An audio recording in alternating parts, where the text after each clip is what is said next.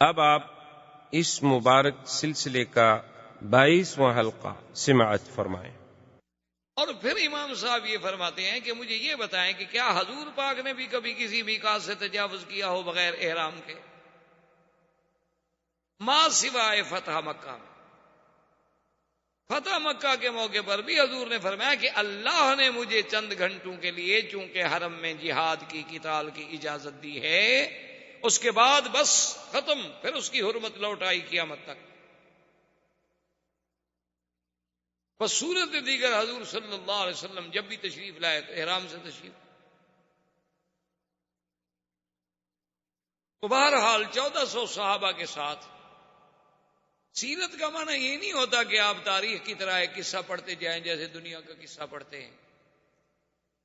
سیرت رسول کا معنی یہ ہوتا ہے کہ آپ کا ایک ایک زندگی کا لمحہ جو ہے وہ امت کے لیے روشن ہدایت ہے، آپ اس سے ہدایت پکڑیں، آپ اس سے سمجھیں کہ حضور نے سفر کیا تو سفر میں کیا طریقہ اختیار فرمایا، سرکار دو جہاں کی زوجہ مطہرہ میں تہمت لگی تو حضور کا کیا طریقہ تھا، کیا موقف تھا، کس طریقے سے آپ نے اس کو نبھایا، اور اس میں سیدہ عائشہ کا کیا موقف تھا کہ بے گناہ ہونے کے باوجود ان پہ کیا گزری اور انہوں نے کیا کیا۔ سیرت نبوی کا مقصد یہ ہوتا کہ ہم آپ کے احرام سے احرام سیکھیں، آپ کے سفر سے سفر سیکھیں، آپ کے غزوات سے غزوات سیکھیں، آپ کے طواف سے طواف سیکھیں، آپ کے اقوال مبارک سے روشنی حاصل کریں، آپ کے اعمال مبارک سے روشنی حاصل کریں۔ سیرت طیبہ کے بیان کرنے کا یا سننے کا مقصد یہ ہوتا۔ حضور صلی اللہ علیہ وسلم سرکار دو جہاں جب احرام باندھ کے چلے تو احتیاطاً آپ نے اسلحہ بھی ساتھ رکھا، لیکن اس اسلحے کو یہ نہیں کیا گیا کہ جیسے ہر فوجی کے پاس سلاح ہوتا ہے، فرمایا ایک دو اونٹوں پہ لاد لو، چونکہ مکے والے قریش کا بھروسہ تو ہے نہیں، اور اپنے ساتھ قربانی کے جانور بھی لے آئے۔ حضور صلی اللہ علیہ وسلم کے ساتھ تقریباً 70 بدن تھا،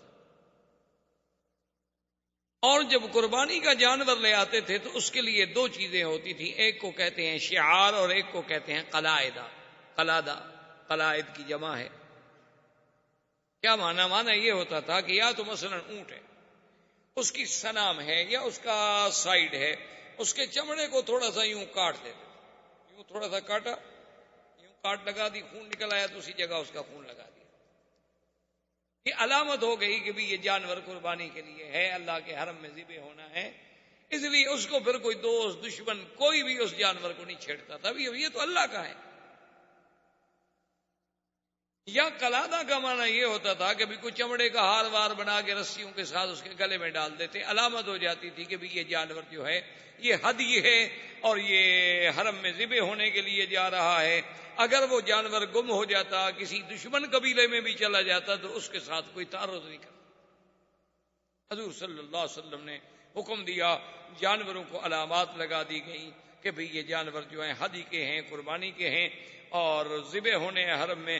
حضور صلی اللہ علیہ وسلم نے سفر اپنا جاری رکھا۔ جو حضور صلی اللہ علیہ وسلم مکے کے قریب آتے گئے، کیونکہ اس سے پہلے آپ سیرت نبوی میں پڑھ چکے ہیں کہ جن لوگوں نے احزاب میں حضور کی مخالفت کی تھی، حضور نے ان کی تعذیب کے لیے بڑے بڑے آپ نے بھیجے تھے غزوہ سرایا، بنو سلیم کے خلاف، بنو فزارہ کے خلاف، بنو ثقیف کے خلاف، ان سب کے خلاف جو ہے آپ نے بھیجا کہ ان کو تعذیب کی جائے کہ ان لوگوں نے کیوں دھوکہ کیا ہمارے ساتھ۔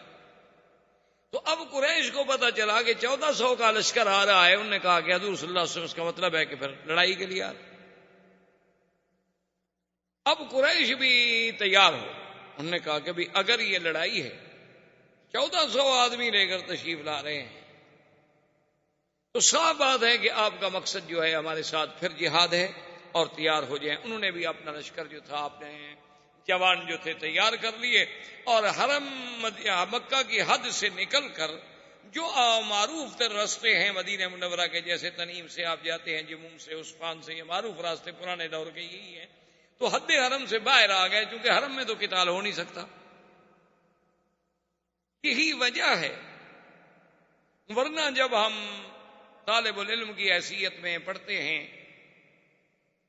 تو بڑی عجیب سی بات لگتی تھی کہ مدینہ منورہ کا راستہ تو یہ ہے اور حضور صلی اللہ علیہ وسلم چلے گئے شمیسی حدیبیہ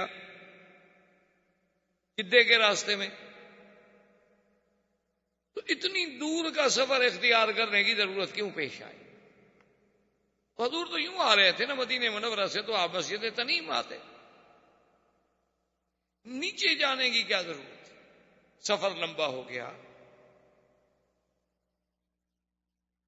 اس کی وجہ یہ تھی کہ چونکہ اس راستے پر تو قریش نے اپنی فوج کھڑی کر دی مقابلے کے لیے، حضور پاک نے اپنے صحابہ سے فرمایا کہ کوئی ایسا آدمی ہے جو ایسا راستہ جانتا ہو، کیونکہ ہم لڑنے کے لیے تو آئے نہیں، ہم تو عمرہ کرنا چاہتے ہیں، کہ قریش کو بھی پتہ نہ چلے اور ہم کسی طرح حرم میں داخل ہو جائیں۔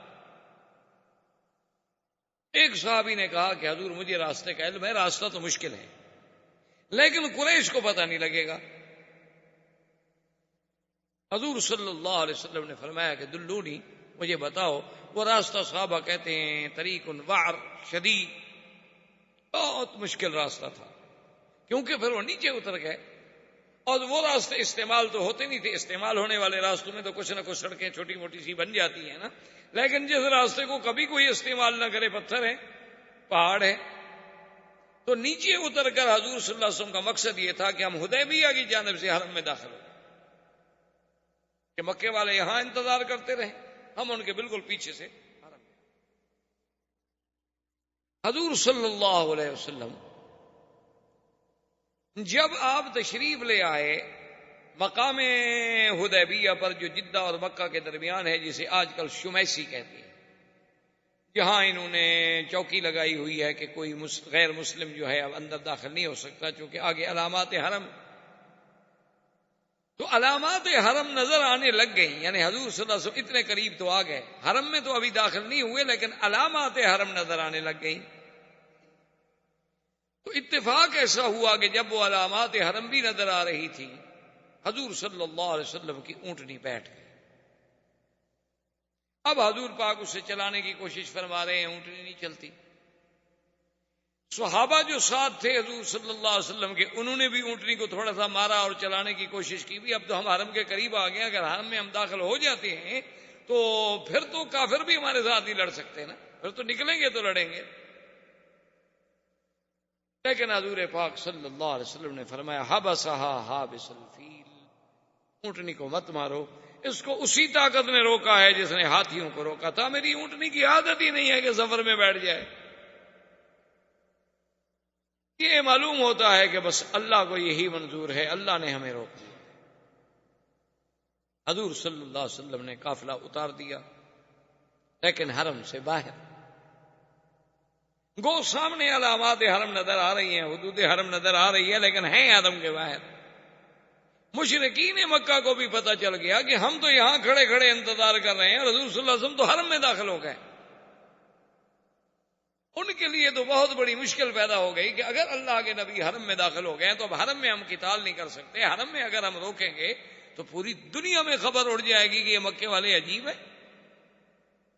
کہ بھئی احرام باندھا ہوا ہے، اللہ کے نبی آئے ہیں، 1400 آدمی ساتھ ہے، ان کو عمرے سے روک دیا انہوں نے، یصدون عن المسجد الحرام، تو یہ ہمارے لیے ایک بہت بڑا مسئلہ ہو جائے گا۔ انہوں نے بھی پھر اپنے آدمی ادھر پلٹے، لیکن جب وہ قریب آئے تو انہیں پتہ چلا کہ حضور صلی اللہ علیہ وسلم آ تو گئے ہیں لیکن حدود حرم میں داخل نہیں۔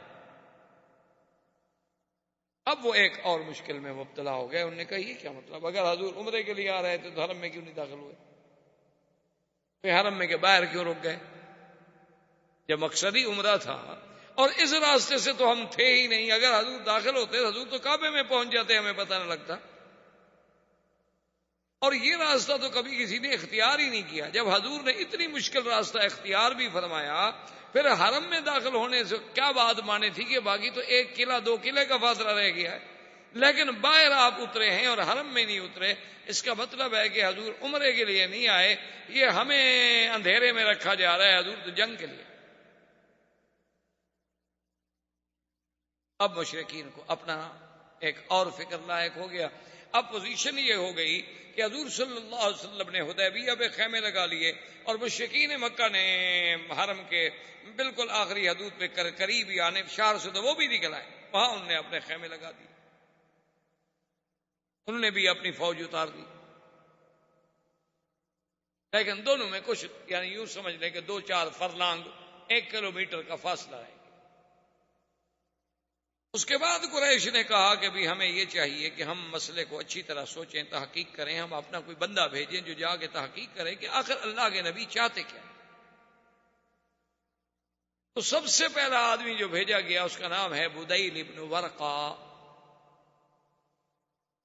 یہ اس وقت اسلام نہیں لے آئے، لیکن بعد میں اللہ نے ان کو بھی اسلام کی دولت سے نوازا۔ بدیل ابن ورقہ آئے، آ کے کیمپ میں آ گئے، حضور صلی اللہ علیہ وسلم کی خدمت میں آئے، سلام کیا، آ کے ملے اور پوچھا بماذا قدمتم یا محمد صلی اللہ علیہ وسلم، فقال نريد العمرہ، ہم تو عمرے کے لیے آئے اور تمہارا کوئی مقصد۔ انہوں نے کہا حضور آپ عمرے کے لیے آئے ہیں، لیکن ہمیں پتہ چلا ہے کہ 1-2 اونٹوں پر آپ کے ساتھ مکمل ہتھیار بھی موجود ہیں۔ تو آپ نے فرمایا ابو دہل انی اخاف الغدر من قریش، مجھے قریش پر اطمینان تو نہیں ہے، جو لوگ مکے سے نکل کر مدینے پہ چڑھائی کر سکتے ہیں، جو لوگ احد میں آگے جنگ لڑ سکتے ہیں، جو ابھی غزوہ احزاب میں اتنی فوجیں لے کر چڑھائی کر کے ہمارے خلاف آ گئے، ہم جب ان کے اپنے حدود میں آ رہے ہیں تو کسی وقت بھی وہ غدر کر سکتے ہیں۔ تو ایسا تو نہ ہو نا کہ بالکل آدمی خالی ہاتھ ہو کے دشمن پکڑ کے چھری سے ذبح کرتا رہے اس کو، چلو کم از کم پھر آدمی اپنا دفاع تو کرے گا۔ بدیل ابن ورقہ واپس آ گئے، انہوں نے پوچھا کہ ہاں بھائی تمہاری کیا رائے ہے؟ اس نے کہا مجھے کوئی بات سمجھ نہیں ہے، ویسے تو فرماتے ہیں عمرے کے لیے آئے ہیں، لیکن کہتے ہیں ہتھیار بھی ہیں ہمارے ساتھ۔ اب اللہ کے نبی کوئی بات غلط تو کہہ نہیں سکتے، جو چیز ساتھ ہے ساتھ ہے۔ انہوں نے کہا اچھا نتأکد بطریقۃ اخری، ہم ایک اور آدمی کے ذریعے پتہ کرتے ہیں۔ تو انہوں نے حلیس بن علقمہ، یہ احابیش میں سے تھا۔ احابیش جو ہیں یوں سمجھ لیں یہ ذلوج تھے، حبش کے لوگ تھے، بعد میں یہ عرب میں آ گئے تو پھر عربی بھی زبان بھی عرب پوری ہو گئی اور لباس بھی عربی ہو گیا، اشعار بھی عربی ہو گئے، اٹھنا بیٹھنا بھی ہو گیا، لیکن یہ بڑا جنگجو قبیلے تھے، بڑے سخت قبیلے تھے حبش کے، ان کو احابیش کہا جاتا تھا۔ یہ حلیس بن علقمہ جو ہے یہ احابیش کا سردار تھا۔ انہوں نے کہا بھی تم جاؤ پتہ کرو یا تحقیق کرو حضور صلی اللہ علیہ وسلم چاہتے کیا، مقصد کیا۔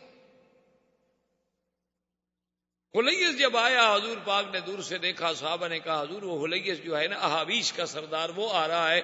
آپ نے فرمایا یہ لوگ جو ہے نا یہ حرم کے ہدی کی، قربانی کے جانوروں کی بڑی احترام کرتے ہیں، بڑی تعظیم کرتے ہیں، تو تم لوگ سب جو قربانی کے جانور لائے ہو نا ادھر سامنے کھڑے کر دو، اس کو نظر آئیں کہ بھئی ہم تو عمرے کے لیے آئے۔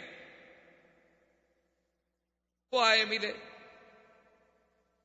حضور لما قدمتم، کیوں تشریف لائے؟ فرمایا عمرہ، ما اردنا الا العمرہ۔ اور آپ نے فرمایا کہ تمہیں یہ سارے ہدی کے جانور اور یہ چیزیں نظر نہیں آ رہی؟ اس نے کہا ہاں جی میں دیکھ تو رہا۔ وہ واپس آئے، واپس آنے کے بعد اس سے پوچھا کفار قریش نے کہ ہاں بتلاؤ بھائی تمہارا دل دماغ کیا کہتا ہے؟ اس نے کہا بھی بات یہ ہے کہ بھائی وہ عمرہ ہی چاہتے ہیں، میری تحقیق یہ ہے کہ اللہ کے نبی جنگ کے لیے نہیں آئے، لڑائی کے لیے نہیں آئے، احرام باندھا ہوا ہے، قربانی کے جانور ساتھ ہیں، شعار ہے، ان کے گلوں میں قلائد ہیں، یہ اس طرح لڑنے کے لیے آدمی آتا ہے؟ انہوں نے کہا کہ نہیں نہیں تمہیں کیا پتا، تم تو ایسے بس سرسری اندازے لگا کے آ گیا۔ اس نے کہا سنو مکے والو، میری تحقیق میں اللہ کے نبی عمرے کے لیے آئے ہیں، واللہ لو منعتم لأنفرن علیکم الاحابیش، مجھے خدا کی قسم ہے اگر تم نے محمد مدنی کا راستہ روکا تو میرا قبیلہ جو ہے لڑے گا تمہارے ساتھ۔ یہ کیا ہوا ہے بھائی؟ میں کہہ رہا ہوں کہ تو جھوٹ بولتے ہو، سرسری دیکھ کے مجھے کیوں بھیجا تھا تم نے؟ انہوں نے کہا اچھا بھی ٹھنڈے ہو جاؤ یار، ناراض تو نہ ہو، ہم تو اپنی ایک بات کر رہے ہیں نا، ذرا تسلی ہو جائے، پکی بات ہو جائے، ہم اسی لیے تو تحقیق کر رہے ہیں۔ دیکھو ہم لڑنا چاہتے تو ہم بھی تو جا کے لڑ پڑتے نا، تم اتنا ناراض کیوں؟ اس نے کہا ناراضگی کی کیا بات ہے، میں اپنے آنکھوں سے ایک چیز دیکھ کے آیا ہوں اور تم مجھے کہتے ہو کہ نہیں۔ انہوں نے کہا ٹھہرو، ناراض نہ ہوں، ہم کننا نتأکد مرۃ اخری، ہم چاہتے ہیں کہ ہم پھر بھی کوئی فیصلہ کریں، سوچ سمجھ کر پوری تحقیق ہو جائے کہ واقعی اللہ کے نبی کیا چاہتے۔ اس کے بعد انہوں نے عروۃ ابن مسعود الثقفی، یہ بہت بڑا سردار تھا، بہت بڑا آدمی تھا، بنو ثقیف کا سردار تھا، اور بنو ثقیف جو ہے یہ طائف کا بہت بڑا جنگجو قبیلہ تھا، اور یہ عروۃ ابن مسعود الثقفی ان لوگوں میں ہے جس کے بارے میں کافر کہتے تھے کہ اللہ نے اگر قرآن اتارنا تھا تو عروہ پہ کیوں نہیں اتارا، اللہ نے قرآن اتارنا تھا تو ولید ابن المغیرہ پہ کیوں نہیں اتارا، جو بڑے لوگ ہیں، جن کے قبائل ہیں، جن کے پاس طاقت ہے، دولت ہے، محمد الرسول اللہ صلی اللہ علیہ وسلم پہ کیوں اتارا؟ آپ تو یتیم ہیں، آپ تو غریب ہیں۔ اس کو قرآن نے کہا کہ لولا نزل ھذا القرآن علی رجل من القریتین عظیم، تو یعنی یہ وہ بڑا آدمی ہے کہ ان دو میں سے یہ ایک تھا۔ اس کے پاس گئے قریش، انہوں نے کہا کہ تم مہربانی کرو، تم سردار ہو، تمہارا ایک مقام ہے، تم وہاں جانے کے بعد فیصلہ کرو کہ اللہ کے نبی کیا چاہتے ہیں۔ اس نے کہا دیکھو قریشیو، بات سنو، تمہارا دماغ ہے، جس کو بھیجتے ہو واپس آتا ہے، اس کو کہتے تم جھوٹ بولتے ہو۔ بھائی جس کو بھیجتے ہو اس کی ایک رائے ہے، اگر اس کی رائے کا کوئی احترام نہیں تو اس کو بھیجتے کیوں؟ یہ بات یاد رکھ لو، اگر تم مجھے بھیج رہے ہو تو پھر میں جو فیصلہ کروں گا، میری جو رائے ہوگی وہ حتمی ہوگی اور تمہیں ماننی پڑے گی، ورنہ کسی اور کو بھیج دو۔ انہوں نے کہا کہ نہیں، آپ جو بھی کہیں گے ہم مانیں۔ عروۃ ابن مسعود الثقفی جب آئے، حضور صلی اللہ علیہ وسلم کو بھی پل پل کی خبر مل رہی تھی، کیونکہ آمنے سامنے تو ایک دوسرے کے چل رہے تھے اور ایک دوسرے کو پہچانتے تھے، سب آخر مہاجرین موجود تھے مکے میں رہنے والے۔ انہوں نے کہا حضور عروہ آ رہے ہیں، لیکن لابس السلاح، ہتھیار پہنے۔ اگر ایک آدمی قاصد بن کے آ رہا ہے تو اس کو ہتھیار اٹھانے کی کیا ضرورت ہے؟ حضور نے فرمایا اچھا کوئی بات نہیں، لیکن احتیاط اسی میں ہے کہ ایک محافظ میرے لیے بھی کھڑا کر دو جو ہتھیاروں سے مسلح ہو۔ تو مغیرۃ بن شعبہ ثقفی، یہ بھی ثقفی، اور خدا کی شان دیکھیں یہ عروہ کے بھائی کے بیٹے تھے، یہ مسلمان تھے۔ اب وہ احرام میں ہیں بیچارے، لیکن پھر بھی اللہ کے رسول نے جب حکم دے دیا تو ہتھیار لگائے اور اپنے چہرے کو چھپا کے تلوار لے کر حضور کے پیچھے کھڑے۔ عروۃ ابن مسعود الثقفی چونکہ بڑا سردار تھا اور بڑا آدمی تھا، اس نے کہا کہ اب یہ تو ظاہر ہے کہ بھئی ان کے پاس جانور بھی موجود ہیں، ہتھیار بھی موجود ہیں، فیصلہ تو ہو نہیں سکتا، ہم ان کی بات تو مانتے نہیں۔ اب اس کا حل یہ ہے کہ میں ان کے ساتھ بیٹھ کے کوئی ایسی بات کرتا ہوں جو چڑانے والی بات ہو، لڑانے والی بات۔ اگر تو ان کا خون کھولتا ہے، جوش میں آتے ہیں، تو پھر یہ لڑنے آئے، اور اگر میری اس غصے والی بات کے باوجود بھی وہ صبر کرتے ہیں، حوصلہ کرتے ہیں اور تحمل سے جواب دیتے ہیں، تو صاف بات ہے کہ وہ عبادت کے لیے آئے ہیں، لڑائی ان کا مقصد ہے۔ وہ آیا حضور سے ملا اور کہا کیسے ہیں؟ حضور نے فرمایا عمرے کے لیے۔ اس نے کہا حضور عمرے کے لیے جو آتا ہے تو پھر ہتھیار لے کے تو نہیں آتا، اور آپ کا کیا خیال ہے، آپ نے قریش کو کیا سمجھا ہے کہ آپ اس کے گھر میں آ رہے ہیں، ان کے وطن میں آ رہے ہیں، ان کے علاقے میں آ رہے ہیں، یہ جو 1400 آدمی آپ کے ساتھ ہیں یہ آپ کے کام آئیں گے؟ یہ تو بھاگ جائیں گے سارے، ان میں تو ایک بھی نہیں رکے گا۔ جب یہ کہا تو حضرت ابو بکر جیسا ٹھنڈے آدمی کو بھی غصہ آ گیا، آپ نے گالیاں دی اس کو، فسبہ سبا شدیدا، حضرت ابو بکر جیسا آدمی جس نے کبھی کسی کو گالی نہیں دی، غصے میں آ گئے اور گالی دی، کہا کہ ہم اللہ کے نبی کو چھوڑ جائیں گے؟ کیا کہہ رہے ہو مشرک؟ ٹھیک میرے اللہ نے کہا ہے کہ مشرک پلیت ہوتا ہے، تم پلیت ہو، ہمارے بارے میں گندے خیالات رکھتے ہو کہ ہم اللہ کے نبی کو چھوڑ دیں گے۔ اس نے کہا ابو بکر تمہارا مجھ پر ایک بہت بڑا احسان ہے، تمہیں شاید بھول گیا ہو لیکن تمہارا مجھ پر احسان ہے، اگر وہ احسان نہ ہوتا نا تو میں بھی تمہیں آج گالیوں کا بدلہ دیتا، مجھے بھی گالیوں کا جواب دینا آتا ہے، لیکن تمہارے اس احسان کو میں نہیں بھول سکتا، میں تمہیں گالی نہیں دے سکتا۔ حضور نے فرمایا ابو بکر کیا کر رہے ہیں؟ ایک بندہ ہمارے پاس ملنے کے لیے آیا ہے اس نے کہا یا رسول اللہ اس نے یہ کیوں کہا کہ ہم نعوذ باللہ آپ کو چھوڑ دیں؟ اور اس کے بعد عروۃ بن مسعود نے یہ کیا، عرب میں ایک یہ بھی عادت تھی کہ کبھی تو احتراماً اور کبھی استہزاءً اگر کسی کو چڑھانا ہوتا تو اس کی داڑھی میں ہاتھ یوں پکڑتے، وہ بات کر، ہمارے ملکوں میں بھی رواج ہے، ادب کریں تو کہتے ہیں یار مہربانی کرو یار معاف کر دو، اور کسی کو اگر چھیڑنا ہو تو پکڑ دیں، یار کیا ہے کیا تم، تو اس نے حضور کی داڑھی کی طرف ہاتھ بڑھایا تو مغیرہ جو دیکھ رہے تھے ضربہ بالسیف، مغیرہ نے تلوار کے الٹی طرف سے ہاتھ پہ مارا، اسے کہا کہ ابعد یا عدو اللہ، اے اللہ کے دشمن پلید ہاتھ مت لگاؤ میرے مدنی کو، اگر تم نے دوبارہ ہاتھ بڑھایا واللہ خدا کی قسم ہے پھر یہ ہاتھ تمہارے ساتھ دوبارہ نہیں اٹھے گا، یہ زمین پہ کٹاؤ۔ میں دیکھا من ھذا الفظ الغلیظ، یہ کون ہے؟ سخت درشت غلیظ سخت گندی بات کہنے والا ہے کون؟ میں نہیں پتا میں کون ہوں، کس کے ساتھ بات کر رہے ہو؟ حضور نے فرمایا عروہ اما عرفتہ، پہچانا نہیں اس کو تم؟ حضور میں نہیں پہچانا، کون ہے یہ تو بڑا کوئی بد اخلاق آدمی ہے، میں تو ویسے آپ کی داڑھی کو ہاتھ لگا رہا تھا، میرا کوئی توہین کا مقصد نہیں تھا، اس نے مجھے خام خواہ تلوار مار دی۔ حضور نے فرمایا ہوا ابن اخیک، یہ تمہارے بھائی کا بیٹا ہے، مغیرہ ہے۔ لگا او مغیرہ تم ہو؟ اس نے کہا، کہنے لگا اچھا وہ میرا احسان بھول گئے، ابھی کل ہی تو میں نے تمہاری جان بچائی ہے، وہ بھی بھول گئے تم،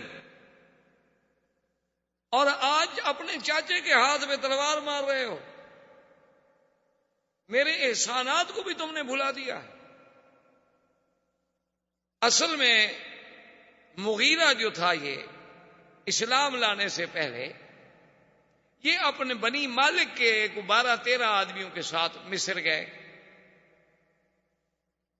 مصر میں جو مقوقس تھا اس کو جا کے ملے، جو پادری عیسائیوں کا بڑا تھا اس کے پاس گئے ملے، لیکن سب جو تھے اس کو تو بڑے احترام سے ملے، لیکن یہ مغیرہ تو اجڑ آدمی تھا نا، اس نے کوئی اس کی قدر ودر نہ کی، بس ایسے دور سے کھڑا ہو گیا۔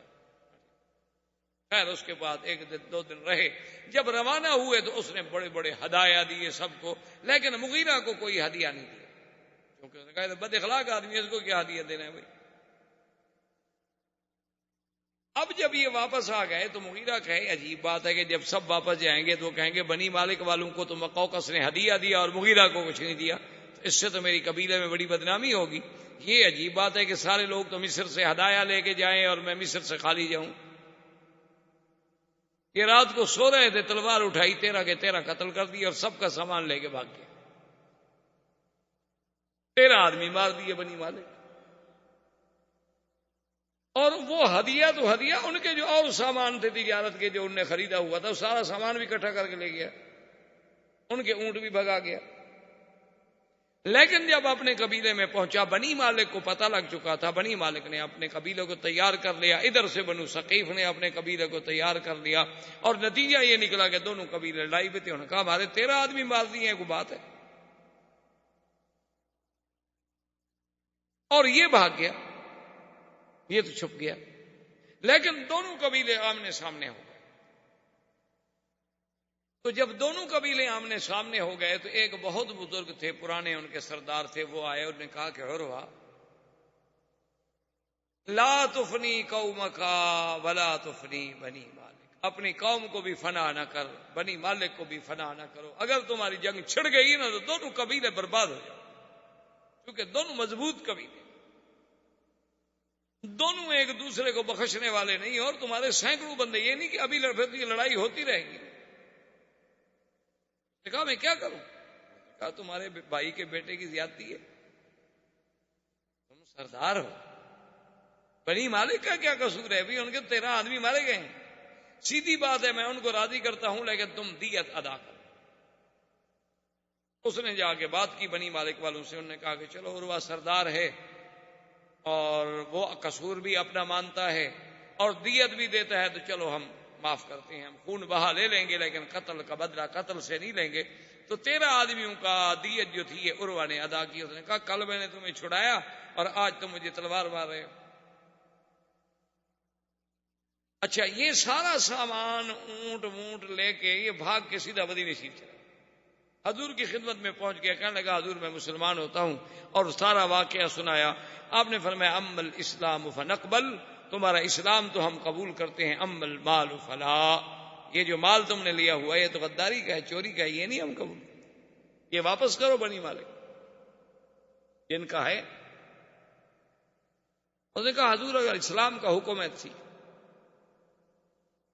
ورنہ اسی مال کے لیے تو میں نے 13 بندے مارے، لیکن اب آپ کہتے ہیں کہ اسلام اجازت نہیں دیتا، حقوق العباد ہے تو میں واپس کرتا ہوں، تو بہرحال وہ مال واپس کر دیا گیا، لیکن یہ پکا مسلمان ہو گیا۔ تو عروہ نے اس کو وہ بات یاد دلائی۔ اس نے کہا عروہ دیکھو بات سنو، احسان اپنی جگہ ہے، لیکن ھذا رسول اللہ، یہ اللہ کا رسول ہے، اس کی توہین ہم نہیں کرتے۔ اس نے کہا اچھا ٹھیک۔ اتنی دیر میں نماز کا وقت آ گیا، حضور صلی اللہ علیہ وسلم اٹھے وضو کرنے کے لیے، عروہ بیٹھا ہوا ہے دیکھ رہا ہے صحابہ وضو کر رہے ہیں، حضور نے وضو کیا، جو پانی ہاتھ سے گرے صحابہ اٹھا کے منہ پہ مل رہے ہیں، اگر آپ کا پاؤں دھلا پانی گرا صحابہ منہ پہ مل رہے ہیں، جو برتن میں پانی بچ گیا اس کو صحابہ لے کے منہ پہ مل رہے ہیں۔ تو عروہ دیکھ رہا ہے، حیران ہو رہا ہے کہ یہ کیا ہے۔ واپس چلا گیا عروہ۔ عروہ جب واپس گیا تو سردار جمع ہو گئے قریش کے، انہوں نے کہا کہ ہاں ماذا وراک، سناؤ بھائی تمہاری کیا تحقیق ہے۔ اس نے کہا دیکھو بات سنو، اگر سچی بات پوچھتے ہو نا تو میری رائے یہ ہے کہ واللہ میں نے کسریٰ و قیصر کے درباروں کو بھی دیکھا ہے، میں نے فارس و روم کے بادشاہوں کے درباروں کو بھی دیکھا ہے، لیکن محمد مدنی کا دربار جیسا دربار میں نے نہیں دیکھا، اور ان کے وفاداروں جیسے وفادار میں نے نہیں دیکھے، جانثاروں جیسے جانثار میں نے نہیں دیکھے۔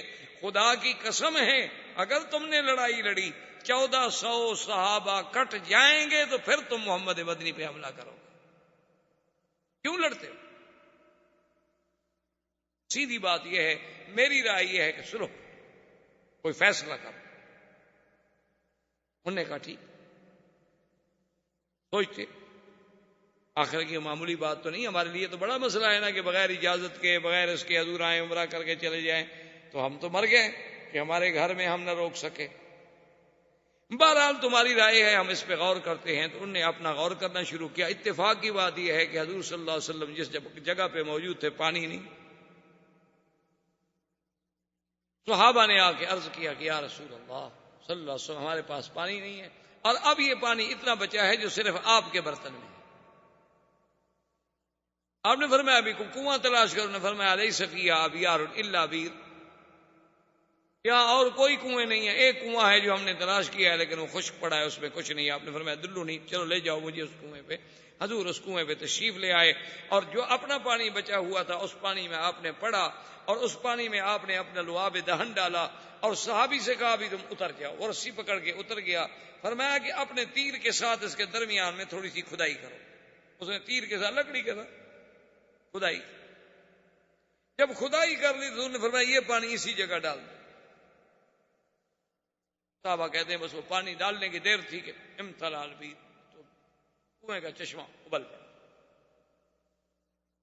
اسی اسنا میں حضور صلی اللہ علیہ وسلم نے اپنے صحابہ کو بلایا، فرمایا کوئی بات نہیں ہو رہی، ایک آتا ہے چلا جاتا ہے، پھر ایک اور آ جاتا ہے چلا جاتا ہے، پھر ایک اور آ جاتا ہے چلا جاتا ہے، یہ وہ بات تو نہ ہوئی نا، بات تو کنارے نہیں لگ رہی۔ آپ نے فرمایا یا عمر، حاضر یا رسول اللہ، فرمایا جاؤ ابو سفیان سے بات کرو، ابو سفیان آخر سردار ہے، یہ باقی لوگ جو آ رہے ہیں وہ خود سردار کیوں نہیں بات کرتا؟ حضرت عمر نے عرض کیا، اس نے کہا یا رسول اللہ منا و صدقنا، آپ کا حکم ہے تو میری تو جان حاضر ہے، لیکن آپ جانتے ہیں میرے ساتھ جو کافروں کا تعلق ہے وہ تو میرا نام نہیں سن سکتے، آج 1400 سال کے بعد نہیں سن سکتے، تو اس وقت کتنا قریب میں غصہ ہوگا۔ یعنی 1400 سال گزر گئے، آج بھی لوگوں کو سیدنا عمر کے نام سے بغض ہے۔ آپ کے ہندوستان میں وہ گزرا ہے نا نور اللہ شوستری، نور اللہ شوستری جس کو یہ روافض جو ہیں شہید پنجم کہتے ہیں، ان کا بہت بڑا ایک عالم تھا، وہ آپ نے سنا ہوگا، تاریخ تو آپ ہم سے زیادہ جانتے ہیں، تاریخ کے علاوہ آپ نور جہاں کو بھی زیادہ جانتے ہوں گے، ہم تو دور کے لوگ ہیں۔ نور جہاں کا استاذ بھی تھا۔ تو اس نور اللہ شوستری جب آیا ہندوستان میں تو اس نے اپنے مذہب کو چھپائے رکھا، تو کافی عرصے کے بعد جب اس نے اپنی گرپ مضبوط کر لی، اپنے ہاتھ پاؤں پھیلا لیے، تو اس نے ایک شعر لکھا کہ مجھے اپنی عمر سے اس لیے چڑ ہے کہ میری عمر میں بھی عمر کا نام آتا ہے، اس لیے مجھے اپنی عمر بھی پسند نہیں، کیونکہ آپ کی عمر کتنی ہے جی؟ تو عمر میں عمر کا نام تو آ گیا نا،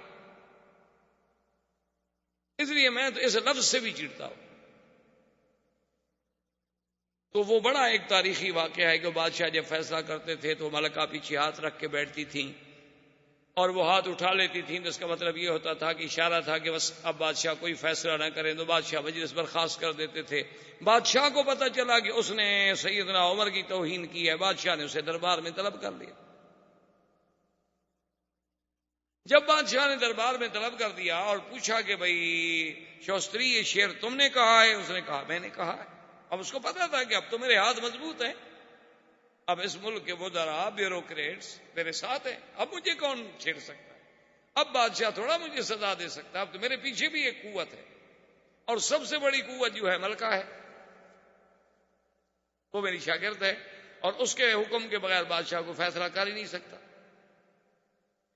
تو انہوں نے کہا ہاں جی میں نے شعر لکھا۔ اپنے بادشاہ نے کہا سوچ لو، میں تمہیں 10 منٹ دیتا ہوں، سوچ لو۔ انہوں نے کہا جی 10 منٹ سوچنا ہو یا 10 سال سوچنا ہو، میں نے شعر لکھا ہے اور میں عمر سے بغض رکھتا ہوں۔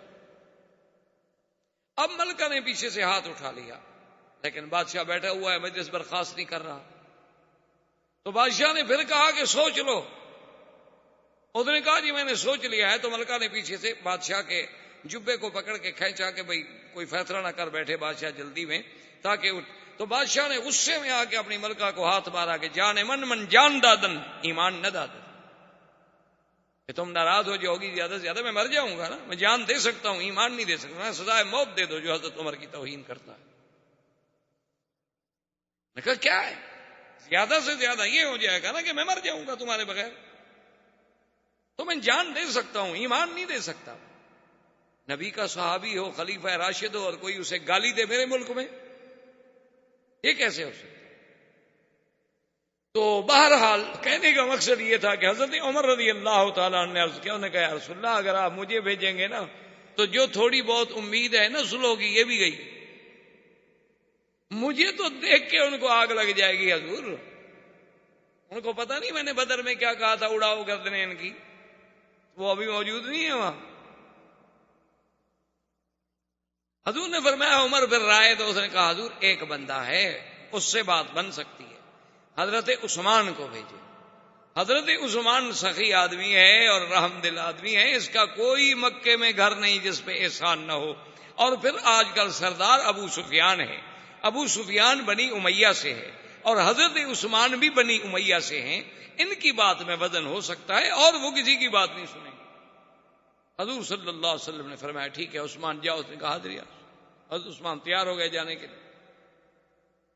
حضرت عثمان رضی اللہ تعالی عنہ جب تشریف لے گئے، ابو سفیان نے استقبال کیا، ملا، بٹھایا، اس نے کہا کہ دیکھو عثمان تمہارے ہم پر احسان ہے، پھر تم ہمارے قبیلے کے آدمی ہو، کون گھر ہے مکے کا جس پہ عثمان تیرا ہاتھ نہیں، لیکن تمہارے لیے تو کعبہ ہے کھلا ہوا، تم جب چاہو عمرہ کرو، لیکن اللہ کے نبی کو ہم نہیں کرتے، یہ ہمارے لیے موت ہے۔ اس نے کہا کہ پھر جب نبی کو نہیں کرنے دیتے ہو میں بھی نہیں کرتا، میں کیسے عمرہ کروں، میرا آقا وہاں بیٹھے رہے اور میں عمرہ کر لوں۔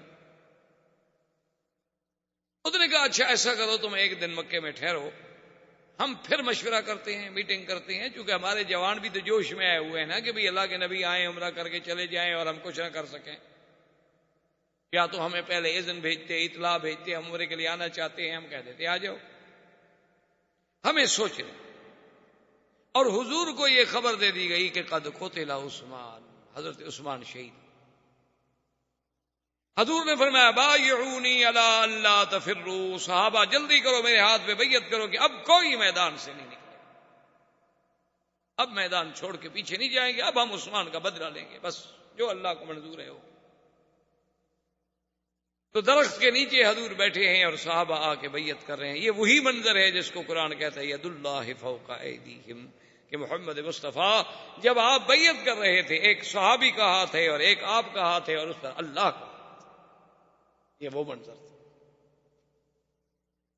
اور حضور پاک نے آخر میں فرمایا، آپ نے فرمایا میرے صحابہ میرا دل کرتا ہے کہ عثمان زندہ ہے، اور یہ عجیب منظر ہے بیعت کا، یہ وفا کا تجدید عہد وفا کا دن ہے، میں نہیں چاہتا کہ میرا عثمان پیچھے رہ جائے، تو تم گواہ ہو جاؤ، ھذہ یدی وھذا ید عثمان،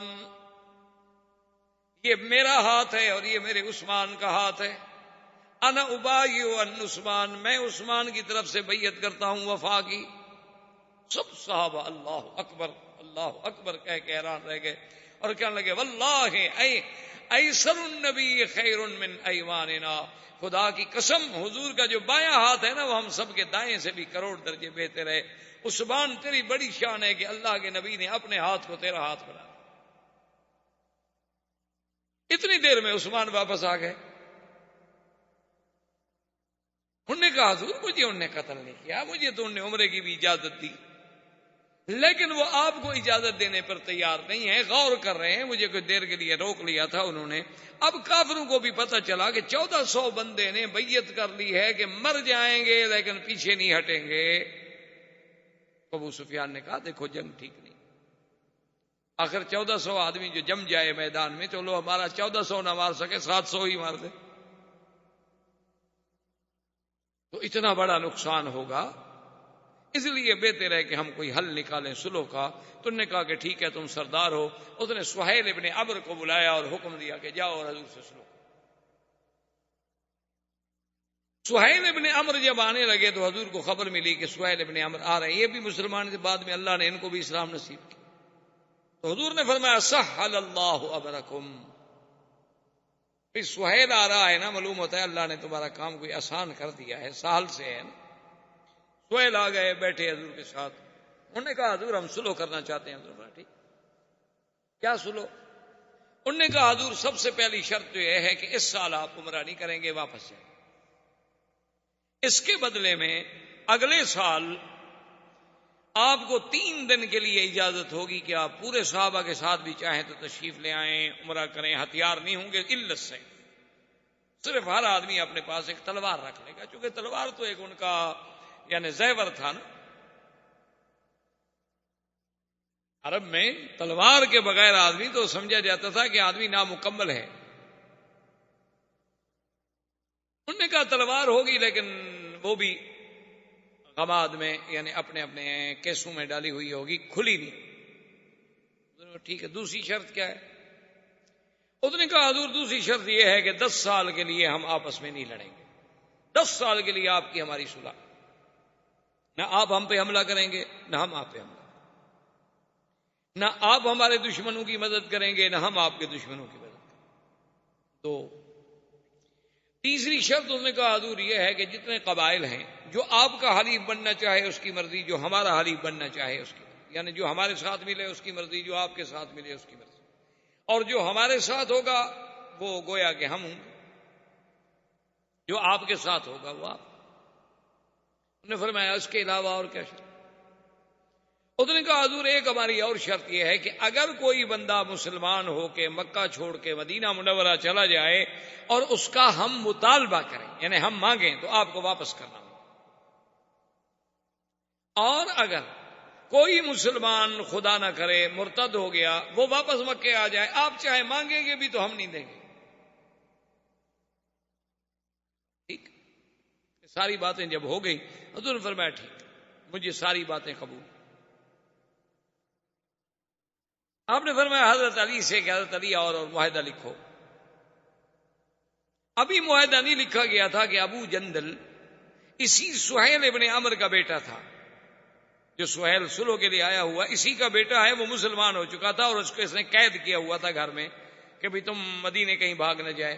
اس کو پتا چلا نا کہ حضور اتنے قریب آ گئے ہیں تو اس نے اپنا رشتہ داروں سے مل ملا کے اسی زنجیروں کی حالت میں بھاگا اور جناب پہنچ گیا۔ وہ مسلمان نے دیکھا تو اللہ اکبر یا خونا ابو جندل صحابی ہمارا ایک آ گیا، مسلمان ہمارا ایک آ گیا۔ اور جب حضور کے سامنے آیا اس نے سلام کیا تو سہیل نے کہا یا رسول اللہ آپ کا ہمارا معاہدہ ہو چکا ہے، ھذا اول اسیر، یہ پہلا آدمی ہے جو آپ نے ہمیں واپس کرنا. حضرت عمر کھڑے ہو گئے. انہوں نے کہا کہ حضور ابھی ہم نے سلح نہیں لکھی, ابھی تو ہمارے معاملات طے ہو رہے ہیں, سلح نامہ لکھا ہی نہیں گیا, فریقین کے دستخط بھی نہیں ہوئے, تو اب ہم کیوں عمل کریں؟ حضور نے فرمایا اما یکفی کا کلمہ یا عمر, عمر زبان سے نکلی ہوئی بات کافی نہیں ہوتی, بندہ اپنی زبان سے نکلی ہوئی بات کا پابند نہیں ہوتا. اس نے کہا چپ کر گیا. سہیل نے کہا حضور پہلے یہ میرا قیدی واپس کرو, اس کے جا کے میں وہاں چھوڑاتا ہوں پھر واپس آ کے سلح لکھوں گا. تو حضور نے فرمایا ابو جندل واپس چلے جاؤ. اس نے کہا حضور مجھے پھر دشمنوں کو دے رہے ہیں آپ. حضور نے فرمایا چلا اللہ ان یجعل لک فرجا مخرجا, اللہ تمہارے لیے کوئی راستہ پیدا کریں گے. اور اسی زنجیروں کی حالت میں سہیل نے کہا کہ ابو جندل سے کہ چلو. ابو جندل کو لے کے چلے. حضرت عمر جناب آہستہ آہستہ ابو جندل کے قریب گئے. اس نے کہا ابو جندل ان المشرکین نجس ودمہم دم کلاب, یہ مشرکین پلیت ہوتے ہیں, ان کا تو خون کتے کا خون ہوتا ہے. یہ تلوار میں تمہیں دیتا ہوں, مارو اس کو اڑا دو. تم تو معاہدے میں شریک نہیں ہو نا, تم تو پابند نہیں, تم تو قیدی ہو ان کے پاس. معاہدے میں تو ہم پابند ہیں نا جو یہاں موجود تھے, انہوں نے معاہدہ کیا, تم تو معاہدے میں شریک نہیں ہو, تم تو خود قیدی ہو. تم کون سے معاہدے کے پابند ہو؟ آہستہ آہستہ عمر ساتھ جا رہے ہیں اور تلوار دینے کی کوشش کر رہے ہیں. اس نے کہا کہ نہیں میرا باپ ہے. مشرک ہے الگ بات ہے, لیکن باپ تو ہے نا. اس نے کہا کہ نہیں کیا باپ ہے, کافر ہے, اڑاؤ اس کو. لیکن ابو جندل نے ہمت نہ کی. حنا علی ابیہ, اپنے شفقت باپ کی محبت جو تھی وہ غالب, وہ لے کے چلا گیا. اس نے جا کے ابو سہیل کو وہیں چھوڑا, ابو جندل کو وہیں چھوڑا, واپس آ گیا. حضور صلی اللہ علیہ وسلم نے فرمایا علی لکھو. حضرت نے لکھا بسم اللہ الرحمن الرحیم. اس نے کہا لا یا رسول اللہ ما نعرف الرحمن الرحیم, ہم تو نہیں جانتے رحمان رحیم کیا ہے. یہ نہ لکھیں, آپ لکھیں باسمک اللہم. حضور نے کہا لکھو. حضرت نے لکھ, چلو بھائی رحمان بھی اسی کا نام, اللہ اسی کا. اور حضرت علی نے لکھا بن محمد رسول اللہ. یہ معاہدہ کس کی طرف سے ہو رہا ہے؟ حضور کی طرف سے اور سہیل ابن عمرو کی طرف سے. سہیل نے کہا لا یا رسول. اس نے کہا حضور یہ نہیں ہے, ہم تو معاہدہ کرنے آئے ہیں آپ کے ساتھ, رسول اللہ کے ساتھ نہیں. اگر ہم نے آپ کو رسول اللہ مان لیا اور اس معاہدے پہ دستخط کر دیے تو جھگڑا کس بات کا ہے پھر آپ کے ساتھ ہمارا؟ یعنی میرے خیال میں آپ کا بارٹ لا بھی اتنی اچھی کراس ایگزامینیشن نہیں کر سکتا. اتنے سمجھدار تھے وہ قریش اس دور میں. انہوں نے کہا جی جب معاہدے کے اوپر لکھا ہو بن محمد رسول اللہ اور نیچے ہم دستخط کرتے ہیں تو ہم نے تو آپ کو رسول اللہ مان لیا.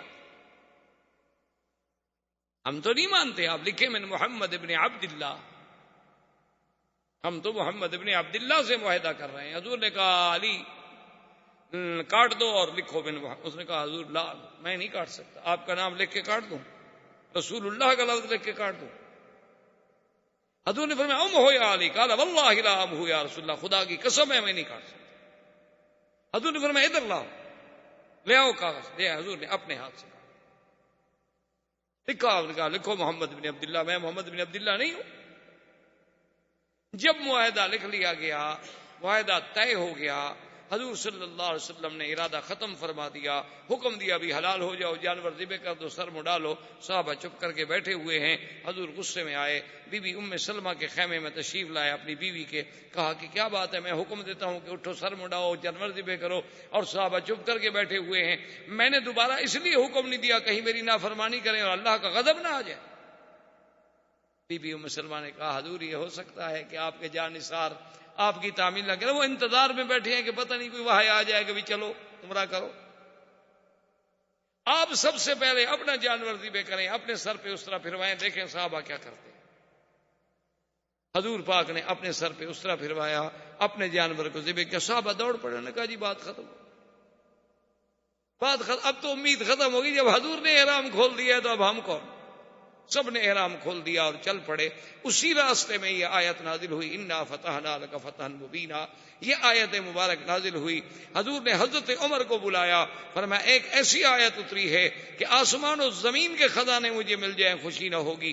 تو نے کہا حضور اچھا مکہ بھی فتح ہوگا کہ نہیں؟ حضور نے کہا نہیں, مکہ بھی فتح ہوگا.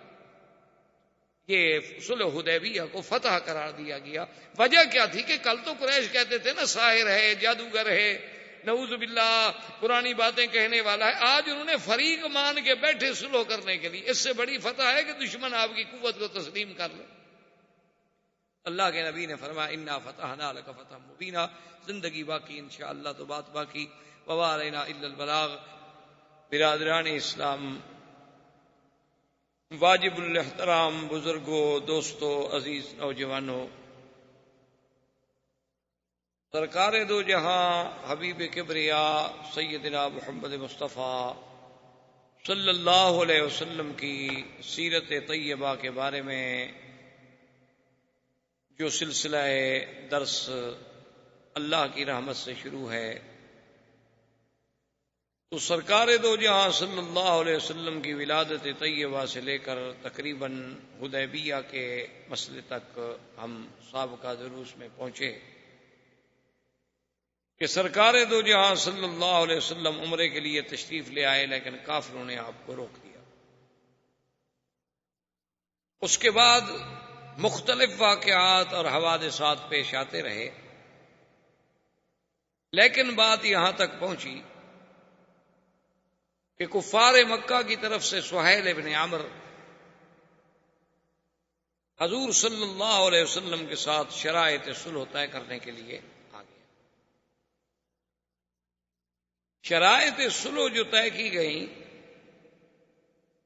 ان میں سب سے پہلی شرط تو یہ تھی کہ اس دفعہ حضور صلی اللہ علیہ وسلم ماں اپنے صحابہ کے واپس مدینہ شریف تشریف لے جائیں گے اور عمرہ نہیں کریں گے, مکہ میں داخل نہیں.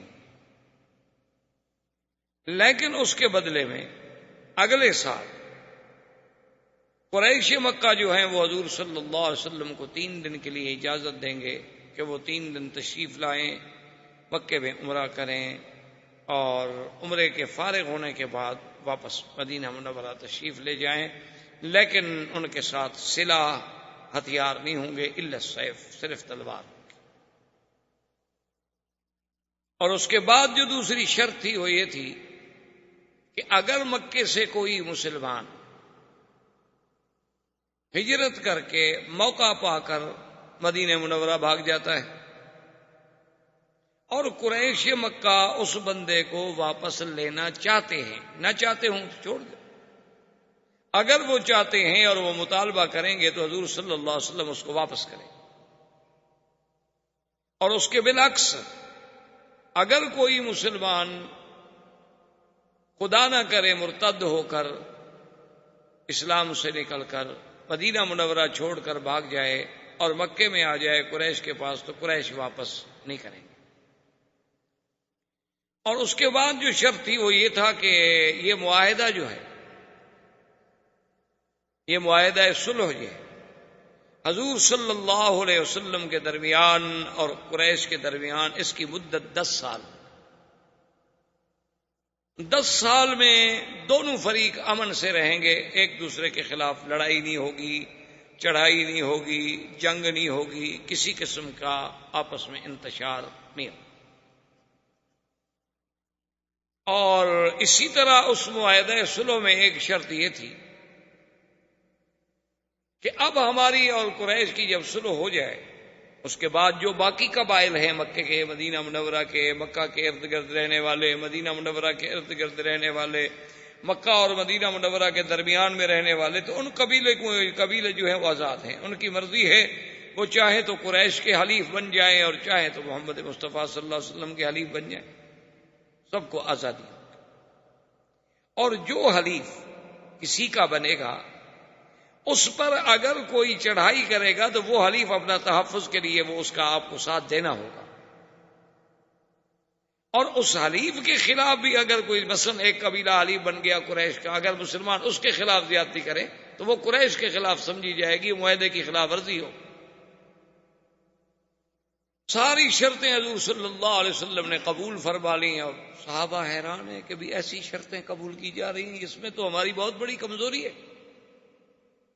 لیکن حضور صلی اللہ علیہ وسلم تو اس واقعے سے بات سمجھ گئے تھے کہ جب آپ کی اونٹنی کو روک دیا گیا تو حضور تو سمجھ گئے ابھی اللہ نے روک دیا ہے، بس اب اسی میں اللہ کی حکمت ہے، اور اللہ کے نبی کا ہر فیصلہ جو ہے وہ حکم خداوندی کے تابع ہوتا۔ لیکن صحابہ بڑے حیران ہیں۔ بہرحال حضور صلی اللہ علیہ وسلم نے جب شرائط قبول کر لی ہے تو آپ نے حکم دیا سیدنا علی رضی اللہ تعالیٰ عنہ کو، چونکہ وہ کاتب الوحی تھے، حضور صلی اللہ علیہ وسلم کے کاتب تھے، کہ بھی معاہدہ لکھا جائے۔ انہوں نے آگے شروع کیا بسم اللہ الرحمن الرحیم، چونکہ یہ اسلام کا اصول ہے کہ جب بھی آپ کوئی خط ہے، معاہدہ ہے، تحریر ہے، تو اس کی ابتدا جو ہے وہ بسم اللہ الرحمن الرحیم سے کی جائے۔ تو سیدنا علی رضی اللہ تعالی عنہ نے جب لکھا بسم اللہ الرحمن الرحیم، سہیل بن عمرو جو تھے وہ فوراً بول پڑے۔ انہوں نے کہا کہ یا محمد صلی اللہ علیہ وسلم، ہم رحمان اور رحیم نہیں جانتے۔ ان کو اللہ کی صفتوں کا پتہ ہی نہیں تھا کہ صفات کیا ہوتی۔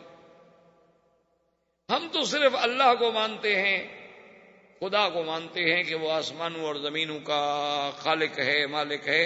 ہم رحمان رحیم تو جانتے نہیں، آپ لکھیں بے اسم کا اللہم۔ حضور نے حکم دیا، حضرت علی رضی اللہ تعالی نے پہلے انکار کیا لیکن مان گئے کہ چلو الرحمن اور الرحیم بھی اللہ کی صفات ہیں اور اللہم بھی یا اللہ۔ اس کے بعد انہوں نے لکھا کہ ھذا ما قاضى علیہ محمد الرسول اللہ، کیونکہ معاہدہ تھا نا حضور کے درمیان میں اور قریش کے درمیان، قریش کی طرف سے سہیل بن عمرو اور مسلمانوں کے تو قائد، مسلمانوں کے آقا سردار محمد مصطفیٰ صلی اللہ علیہ وسلم۔ لیکن سہیل بن عمرو نے کہا کہ یا رسول اللہ یہ بات نہیں ہے۔ حضرت علی نے لکھا ہے محمد الرسول اللہ صلی اللہ علیہ وسلم، اگر ہم آپ کو محمد الرسول اللہ تسلیم کر لیتے ہیں تو پھر آپ کا ہمارا جھگڑا کیا ہے؟ ہم جو سلو کر رہے ہیں وہ آپ کے ساتھ کر رہے ہیں ایز اے محمد ابن عبداللہ، ہم اللہ کا رسول تو مانتے نہیں۔ حضور نے فرمایا کہ علی ہم ہو، میٹ دو، کاٹ دو، لکھ دو محمد ابن عبداللہ۔ نے کہا یا رسول اللہ میں تو نہیں کاٹ سکتا، لا ہو یا رسول اللہ میں نہیں کاٹ۔ حضور نے فرمایا ہو یا علی کاٹ دو۔ حضرت علی نے کہا واللہ لا ہو یا رسول اللہ، مجھے تو اللہ کی قسم ہے میں نہیں کاٹوں گا، میں رسول اللہ کے نام پر کیسے لکیر کھینچ دوں۔ اسی لیے ہر بات کو علماء، محدثین، ائمہ فقہا جو ہیں نا وہ اسی قرآن و حدیث کی گہرائیوں میں جاتے ہیں، بات کو سمجھتے ہیں۔ اب بظاہر تو حضرت علی انکار کر رہے ہیں، اللہ کے نبی کا انکار کرنا جو ہے نعوذ باللہ تو کسی مسلمان سے متوقع بھی نہیں ہو سکتا، لیکن انکار کے پس پردہ کیا چیز ہے یہ دیکھنا ہوتا۔ اب ایک آدمی تو ظاہر یہی سمجھ لے گا کہ حضور کی حدیث کا انکار نہیں ہے، تو بالکل حضور کے فرمان کا انکار کر رہے ہیں اور سامنے بیٹھ کے کر رہے ہیں۔ اس لیے ہمیشہ قاعدہ یہ ہوتا ہے کہ بعض سطحی نظر رکھنے والے لوگ ہوتے ہیں نا جی، ایک حدیث پڑھ لی، کسی دوسرے کو عمل کرتے دیکھا، کہا جی یہ حدیث کا مخالف ہے، حدیث میں یوں آیا ہے اور یہ یوں عمل کر رہا ہے۔ حالانکہ اس بیچاروں کو پتہ نہیں ہوتا کہ احادیث کے مفہوم کیا ہیں، اور پھر اس موضوع پہ صرف ایک حدیث ہے یا اور بھی حدیثیں موجود ہیں۔ اب یہاں انکار جو ہے وہ تو ہے کہ حضرت علی کا جذبہ ایمان ہے کہ میں رسول اللہ کا لفظ کیسے کاٹ دوں، حالانکہ انکار ہے، لیکن اس انکار میں جو پیار ہے، جو محبت ہے، جو ایمان ہے، جو جذبہ ہے۔ جیسے بعض روافض جو ہیں وہ بڑا دنیا میں شور کرتے ہیں کہ حضور پاک صلی اللہ علیہ وسلم نے فرمایا تھا کہ ایتونی بکتاب، کاغذ لے آؤ میں لکھ دوں، تو حضرت عمر نے روک دیا، کہا سونا کتاب اللہ، اللہ کا قرآن کافی ہے۔ کہ دیکھو جی اللہ کے نبی کا انکار کر دیا، اللہ کے نبی کی بات نہیں مانی۔ تو حالانکہ یہ بات سمجھنے والی ہوتی ہے، حضرت عمر کا مقصد جو تھا، مفہوم یہ تھا کہ آپ کی تکلیف کا وقت ہے یا رسول اللہ، مرض الوفات ہے، جب اللہ کا قرآن جیسی جامع کتاب ہمارے پاس موجود ہے، آپ کو کیوں تکلیف فرماتے ہیں؟ یعنی کیا کوئی چیز ایسی اگر دین کی ہے، دین تو مکمل ہو چکا ہے، اللہ کا قرآن آ گیا کافی۔ مقصد حضور کی محبت اور پیار تھا، جیسے حضرت علی رضی اللہ تعالیٰ عنہ کا مقصد جو ہے وہ محبت تھی، وہ عظمت لفظ رسول تھی کہ اللہ کے رسول کے نام پر میں قلم پھیر دوں، یہ کیسے ہو سکتا؟ حضور نے فرمایا اچھا علی ادھر دکھاؤ، مجھے دکھاؤ، کہاں ہے؟ پیش کیا، حضور نے خود کاٹ اور میں لکھو محمد ابن عبداللہ۔ اب جب حضور خود کاٹ دے تو حضور کا ہاتھ تو نہیں پکڑ سکتے حضرت۔ اسی اسنا میں شور ہو گیا صحابہ میں، شور جب ہوا حضور نے فرمایا دیکھو کیا ہے، سہیل بھی گھبرایا کہ باہر کیا شور ہو گیا ہے، تو ابو جندل جو ہیں، یہ کنیت ہے ان کی، یہ اسی سہیل ابن عمر کے بیٹے تھے اور یہ مسلمان ہو گئے اور باپ نے ان کو گھر میں قید کر رکھا تھا۔ اس کو موقع ملا، وہ بیچارہ اسی طرح زنجیروں کے ساتھ ہی بھاگ کے آ گیا اور یہاں پہنچ گیا۔ جب صحابہ نے دیکھا انہوں نے کہا الحمدللہ الحمدللہ، ابو جندل آ گیا، ابو جندل آ گیا۔ لیکن جب ابو جندل سامنے آیا تو سہیل ابن عمر نے کہا کہ یا رسول اللہ آپ کا ہمارا معاہدہ ہے اور یہ ہمارا سب سے پہلا قیدی ہے جو ہم واپس لینا چاہتے ہیں۔ حضور صلی اللہ علیہ وسلم نے فرمایا ٹھیک۔ حضرت عمر کھڑے ہو گئے، انہوں نے کہا کہ یا رسول اللہ ابھی تو ہمارا معاہدہ تحریر نہیں ہوا، معاہدے پہ دستخط نہیں ہوئے۔ لیکن حضور نے فرمایا اما یکفی کا قول الرسول صلی اللہ علیہ وسلم، عمر اللہ کے نبی کا زبان ہے، قول ہے، جب ہم زبان سے کہہ چکے ہیں کہ ہمیں یہ شرطیں قبول ہیں، دستخط نہ ہوں، معاہدہ نہ لکھا جائے، تو یہ بات تو نہیں، اللہ کے نبی کی یہ شان نہیں ہے کہ جو بات زبان سے ہو جائے پھر اس پہ قائم نہ رہے، ہم اپنی بات پہ قائم ہیں۔ ابو جندل میں حکم دیتا ہوں کہ واپس جاؤ۔ بعض روایات میں یہ بھی آتا ہے کہ ابو جندل نے درخواست کی، اس نے کہا کہ یا رسول اللہ صلی اللہ علیہ وسلم ٹھیک ہے، آپ مجھے پھر کافروں کے ہاتھ میں واپس کرنا چاہتے ہیں، دشمنوں کے ہاتھ میں دینا چاہتے ہیں، میں آپ کے حکم پہ ہر قربانی دینے کے لیے تیار ہوں، لیکن جتنی دیر یہ معاہدہ ہو رہا ہے، سلو ہو رہی ہے، اتنی تو مجھے اجازت مل جائے کہ میں بیٹھا رہوں اور آپ کا دیدار کر لوں۔ حضور نے فرمایا اب یہ بھی سہیل کے ہاتھ میں ہے، ہم اجازت نہیں دے سکتے، تم ان کے قیدی ہو۔ سہیل نے کہا یا رسول اللہ میں یہ اجازت دینے کے لیے بھی تیار نہیں ہوں، بلکہ میں تو معاہدہ بھی بعد میں آگے لکھوں گا، پہلے میں جا کے اس کو قریش کے سپرد کرتا ہوں۔ حالانکہ بیٹا ہے لیکن کفر اسلام ہے، مذہب کی جنگ ہے، اور ہر آدمی جو ہے چاہے وہ غلطی پر بھی ہو اپنے مذہب کا دیوانہ ہوتا۔ اس نے جا کے سہیل کو واپس کیا، پھر آئے، معاہدہ لکھا گیا، دستخط ہو گئے۔ حضور صلی اللہ علیہ وسلم جب فارغ ہو گئے تو حضرت عمر حاضر ہوئے، انہوں نے کہا یا رسول اللہ آپ نے تو فرمایا تھا، آپ نے فرمایا کہ میں نے خواب دیکھا ہے، ہم مکہ میں جائیں گے، ہم عمرہ کریں گے، ہم طواف کریں گے، ہم بال کٹائیں گے یا بال کتروائیں گے، امن ہوگا، خوف نہیں ہوگا۔ حضور یہ کیا ہے؟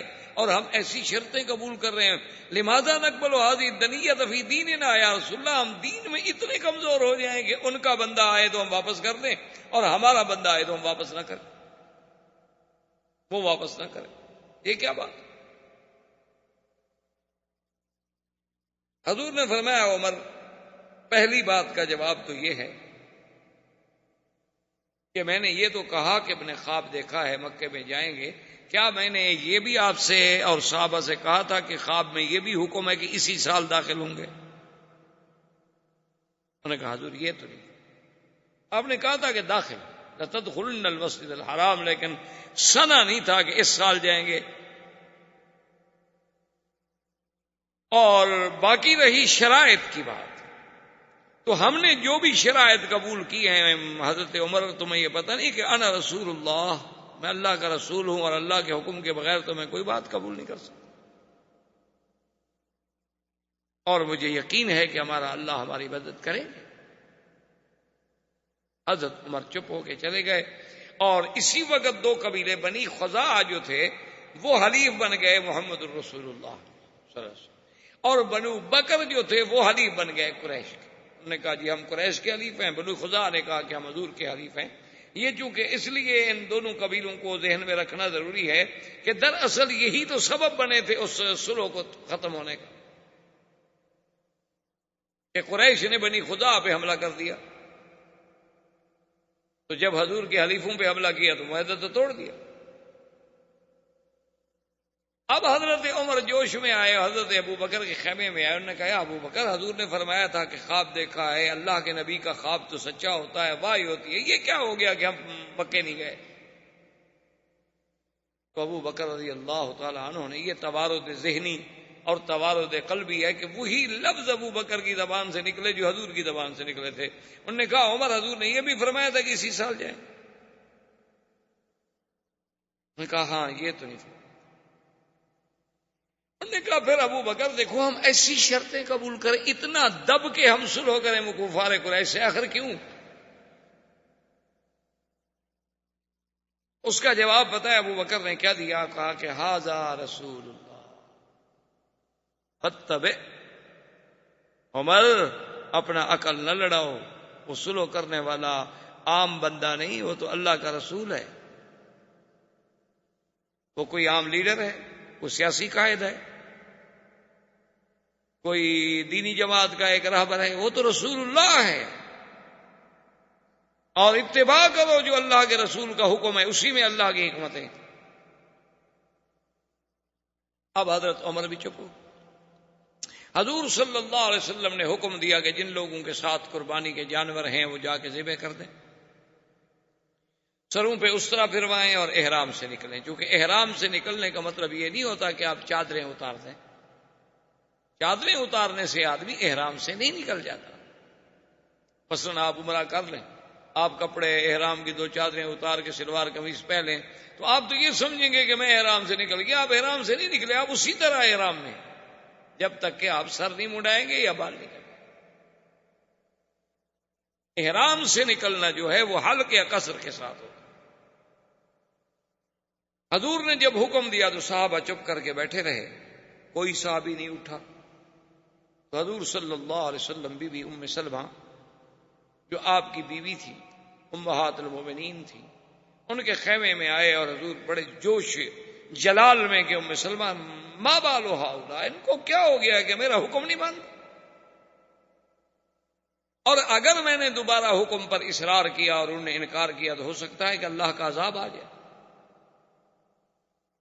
تو بی بی نے عرض کیا کہ یا رسول اللہ اب ناراض نہ ہوں، صحابہ بیچارے اس انتظار میں بیٹھے ہیں پروانے کہ شاید اللہ وحی نازل کر دیں کہ بھی جاؤ مکے میں داخل ہو جاؤ، اب مدد کریں گے. اللہ اگر بدر میں فرشتے اتار سکتے ہیں تو حدیبیہ میں نہیں اتار سکتے.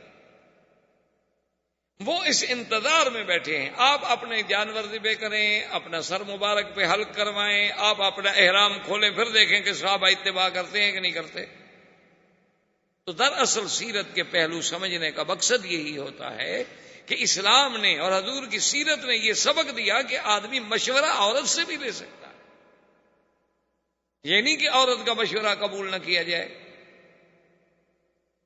یا عورت کی رائے کوئی رائے نہیں ہوتی، یا عورت کی شہادت کوئی شہادت ہی نہیں ہوتی، جیسے کہ مستشرقین اور اعدائے اسلام اور اعدائے دین پر پروپیگنڈا کرتے ہیں.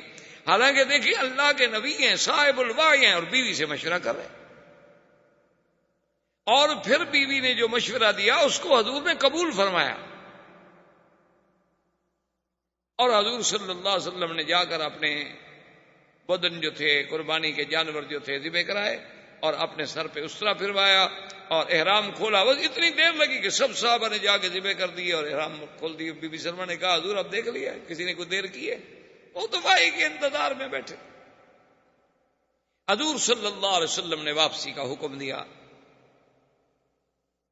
جب حضور مدینہ منورہ کے لیے روانہ ہوئے، چونکہ اونٹنیوں کا سفر تھا، اونٹوں پہ سفر ہو رہا تھا، حضرت عمر کہتے ہیں رضی اللہ تعالیٰ عنہ، ایک روایت میں آتا ہے کہ میں حضور کے قریب آیا اور میں نے بات کرنے کی خواہش کی اور میں نے سلام کیا، لیکن حضور نے میرے سلام کا جواب نہیں دیا.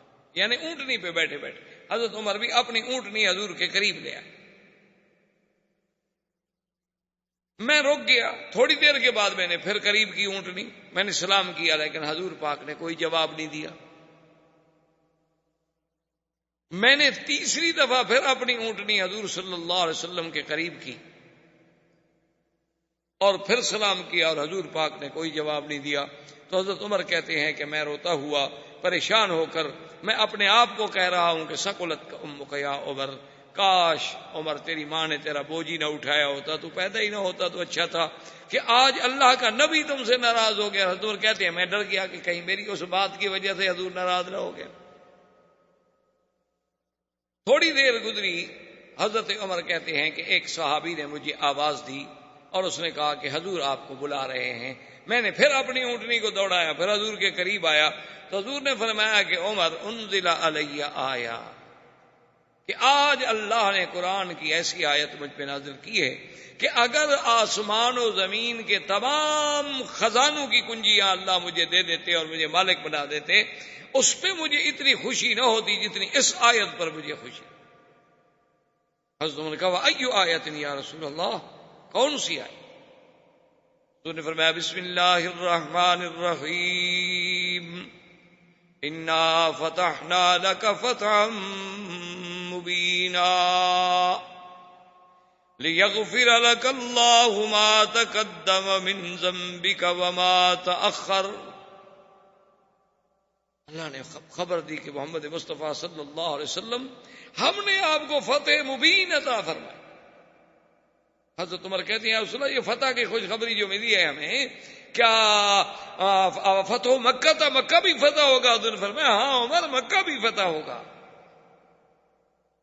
اب صحابہ کا کمال دیکھیں اور محدثین کا کمال دیکھیں کہ حضور اونٹنی پہ تھے تو جب حضور قرآن پڑھ رہے تھے نا تو آواز میں جو لہر پیدا ہوتی تھی کہ انا فتحنا لک فتحا مبینا، اسی طرح آخر تک راوی نقل کرتے آئے کہ اس آواز کی انداز یہ تھا جب حضور نے پڑھا تھا، تاکہ وہ کیفیت بھی موجود رہے. اب علماء کرام فرماتے ہیں کہ اس فتح سے مراد بعض نے کہا فتح مکہ ہے، بعض نے کہا فتح خیبر ہے، بعض نے کہا فتح حنین ہے، کیونکہ اس بیعت کے فوراً بعد اللہ نے قرآن میں یہ تو فرما دیا تھا نا، ابھی جو ہم نے آیت پڑھی تھی کہ میرے مدنی صلی اللہ علیہ وسلم اللہ ان مومنین سے راضی ہو گئے ہیں جو اس درخت کے نیچے بیٹھ کے آپ کی بیعت کر رہے ہیں. لقد رضي الله عن المؤمنين إذ يبايعونك تحت الشجرة فعلم ما في قلوبهم فأنزل السكينة عليهم وأثابهم فتحا قريبا ومغانم كثيرة يأخذونها وكان الله عزيزا حكيما. اللہ نے قرآن میں فتح قریب کی ایک خوشخبری پہلی آیات میں بھی دے دی تھی، لیکن اکثر مفسرین کرام یہ فرماتے ہیں کہ نہیں، فتح مبین جو ہے حضرت ابن عباس بھی یہی فرماتے ہیں کہ صلح حدیبیہ جو ہے یہ فتح مبین، یہی فتح. انہوں نے کہا کہ فتح مکہ تو ہے، فتح مکہ ہے، فتح خیبر ہے، اس کا دوسری آیات میں ذکر موجود ہے، حنین ہے، اس کا بھی اشارے قرآن میں موجود ہے، ومغانم کثیرۃ یاخذونها.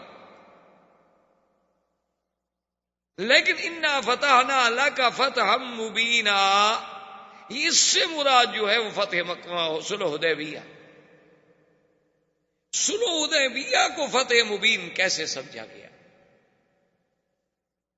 کہ بھئی صلح حدیبیہ تو بظاہر تو اگر آپ دیکھیں تو مسلمان تو یعنی بڑے کمزور پہلو ہے کہ مسلمان عمرے کے لیے نہ جا سکے، واپس آ گئے،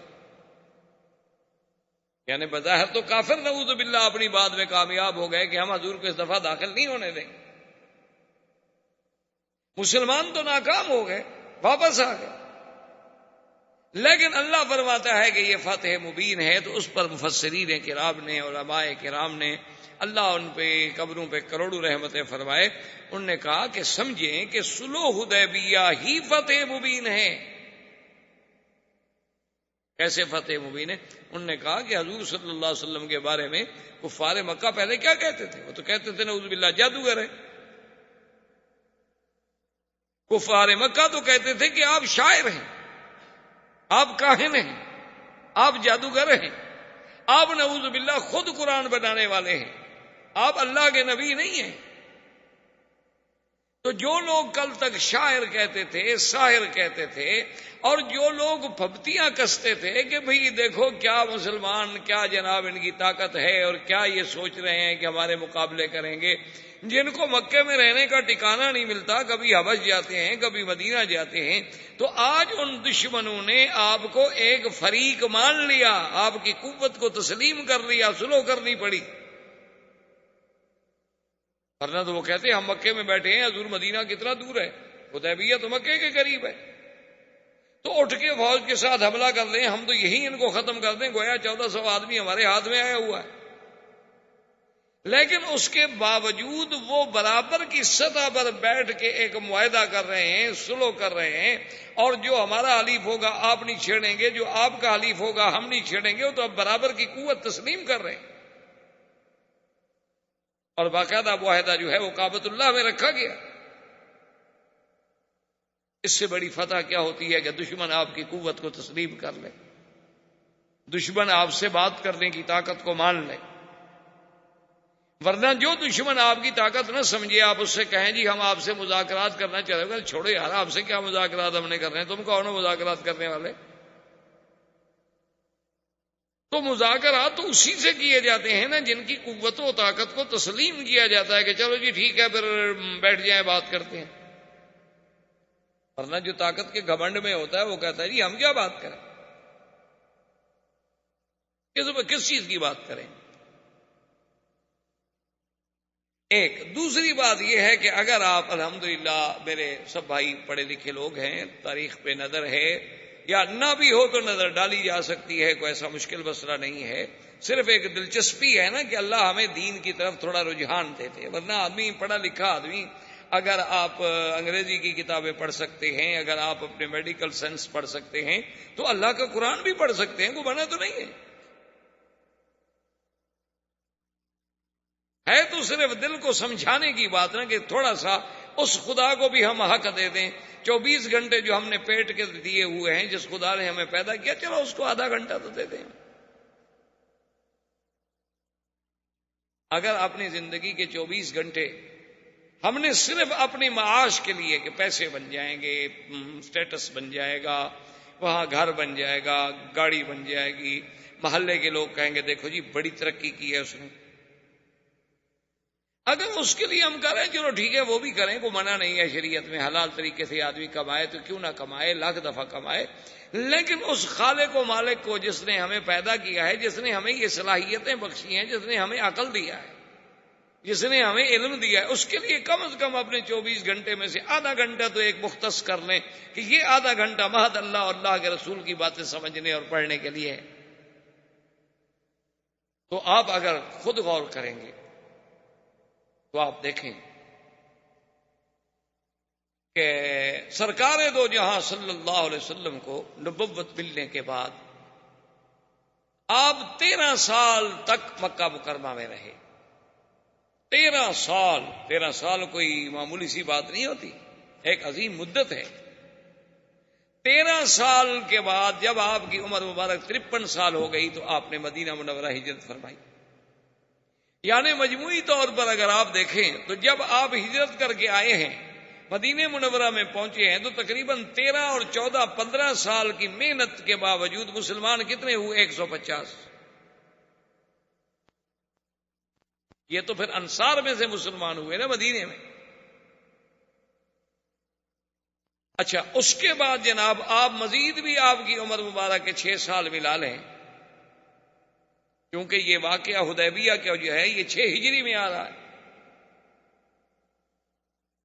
تو 6 سال اگر آپ اس کو بھی شامل فرما لیں، اور تاریخ ہجری جو ہے وہ ہجرت کو مقدم رکھا گیا، وہیں سے شروع ہوتی ہے، تو 6 اور 13 19 سال۔ تو 19 سال میں کل کتنے مسلمان تھے؟ 1400 آدمی جو حضور کے ساتھ عمرے پہ آیا، 500-600 نہیں آیا ہوگا، یعنی بچے عورتیں کچھ گھر رہ گئے نہیں آئے، یعنی 2000 آدمی، 3000 آدمی، بڑے سے بڑا آپ لگا لیں 3000 آدمی ہو گیا ہوگا مسلمان۔ تو 19 سال کی محنت میں تو صرف 3000 مسلمان ہوا۔ حدیبیہ کی صلح ہوئی سن 6 ہجری کے آخر میں، 7 میں حضور نے عمرۃ القضاء فرمایا، اور 8 ہجری میں مکہ فتح ہو گیا، تو حضور کے ساتھ 10,000 کا تو صرف لشکر تھا جو مکے میں آیا، یعنی 19 سال میں ہم نے 3,000 مسلمان ہوئے۔ حدیبیہ کی فتح صلح کے بعد 10,000 تو لشکر تیار ہو گیا، اس سے بڑی فتح ہوگی؟ اس طرح اسلام پھر آگے بڑھا، کیونکہ دونوں فریقوں کے درمیان معاہدہ صلح ہو گیا، امن قائم ہو گیا، اب وفد باہر جانے کا مواقع ملے، اور حضور صلی اللہ علیہ وسلم جن لوگوں نے احزاب میں آپ کے خلاف حملے کیے تھے ان کو پہلے ادب سکھا چکے تھے، وہ الگ روب پڑ گیا تھا لوگوں پر، تو اللہ نے اسلام کو ایسی طاقت دی کہ صرف 2 سال کے بعد اس فتح کو فتح مبین کیسے نہ کہا جائے۔ یہ تو سب سے بڑی فتح تھی۔ اور دوسری بات یہ دیکھیں کہ اللہ کے نبی نے جو خواب دیکھا تھا اس میں یہ بات شامل تھی، لقد صدق الله رسوله الرؤيا بالحق لتدخلن المسجد الحرام إن شاء الله آمنين محلقين رؤوسكم ومقصرين لا تخافون فعلم ما لم تعلموا فجعل من دون ذلك فتحا قريبا۔ اللہ نے فرمایا امن کے ساتھ، کوئی خوف نہیں ہوگا۔ لیکن اب اگر عمرہ نصیب ہوتا تو خوف ہوتا، ڈر تھا، لڑائی ہو سکتی تھی۔ لیکن جب عمرۃ القضاء پہ حضور صلی اللہ علیہ وسلم تشریف لے آئے، اب تو معاہدے کے تابع آ رہے ہیں نا، سب کافروں نے مکہ کھول دیا، کوئی رکاوٹ نہیں، کوئی خوف نہیں، کوئی ڈر نہیں۔ اب حضور صلی اللہ علیہ وسلم جب مدینہ منورہ میں پہنچ گئے تو ایک صحابی تھے حضور کے ابو بصیر جو تھے، ان کو بھی موقع ملا، اور وہ مکے سے کافروں کی قید سے اتفاق ہوا کہ موقع پا کے نکل کے بھاگے اور مدینہ۔ اچھا، خدا کی شان دیکھیں کہ ابو بصیر جو ہے وہ مدینہ منورہ پہنچے اور مکے والوں کے بھی 2 بندے پہنچ گئے۔ السلام علیکم۔ السلام۔ انہوں نے کہا حضور ہمارا آدمی بھاگ کے آ گیا قیدی، اور آپ کا وعدہ ہے کہ آپ نے قیدی واپس کرنا ہے۔ حضور نے بلایا ابی بصیر، تم بھاگ کر آئے؟ انہوں نے کہا تمہیں پتہ نہیں ہے کہ ہماری صلح ہو چکی ہے، معاہدہ ہو چکا ہے؟ کہا جی ٹھیک ہے، جو کیا حکم ہے واپس جاؤ، حاضر۔ اب بظاہر یہ کتنی کمزوری کی شرط ہے، لیکن اس کے اندر جو اللہ کی حکمتیں چھپی ہوئی ہیں وہ تو کوئی بھی نہیں سمجھتا، وہ تو اللہ جانتے ہیں یا اللہ کے رسول جانتے ہیں۔ کیونکہ ایک بات یاد رکھیں، مثلا ایک مسلمان مدینے آ گیا، مدینے سے پھر ہم نے اس کو واپس مکے بھیج دیا، تو گویا مکے میں ہمارا ایک دعوت دینے والا، مبلغ، دین کی بات کرنے والا تو پہنچ گیا نا۔ اور اگر خدا نہ خواستہ کوئی مسلمان مرتد ہو گیا، ہم نے اس کو مدینے سے نکال دیا، وہ ہم واپس نہیں لے رہے، کیونکہ اگر مرتد کو واپس لیں گے تو اور ارتداد پھیلائے گا، اور برائی پھیلائے گا، اور انگارے لگائے گا۔ اچھا ہے کہ ایسی انگلی کو کاٹ دو جس کو کینسر ہو گیا ہو، اس کو کاٹ کے پھینک دو۔ تو ابی بصیر کو حضور نے فرمایا کہ بھئی تم واپس جاؤ۔ اس نے کہا کہ حاضر، آپ کا حکم ہے تو میں حاضر۔ ابو بصیر کو وہ دونوں کافر جو تھے ساتھ لے کے چل پڑے، اور سفر تو وہی اونٹوں کے ہوتے تھے۔ جب وہ پہنچے آج جسے آپ بیر علی کہتے ہیں، اس کا پہلا نام تھا ذوالحلیفہ۔ ذوالحلیفہ پہ پہنچے تو انہوں نے کہا بھی آج رات یہیں قیام کریں گے، یہاں سے پھر صبح کو سویرے سویرے ٹھنڈے ٹائم میں سفر کریں گے۔ تو ان دونوں کے بعد تلواریں تھیں، تو ابی بصیر نے دیکھا کہ کوئی اللہ موقع دے دے، اس نے کہا دیکھیں اب حضور کا وعدہ تو ہو گیا پورا، حضور نے تو مجھے واپس کر دیا ہے۔ تو اس نے ایک کافر سے کہا کہ، اس نے کہا کہ یار دیکھو چلو میں قیدی تو ہوں، تمہارے ساتھ واپس بھی جا رہا ہوں، یہ تلوار تم نے کہاں سے لی ہے؟ احباب کرام، اس کے بعد اب آپ اس مبارک سلسلے کی CD نمبر 23 سماعت فرمائیں۔ نمبر 23 سماعت فرمائیں۔ نمبر 23 سماعت فرمائیں۔ نمبر 23 سماعت فرمائیں۔ نمبر 23 سماعت فرمائیں۔ نمبر 23 سماعت فرمائیں۔ نمبر 23 سماعت فرمائیں۔ نمبر 23 سماعت فرمائیں۔ نمبر 23 سماعت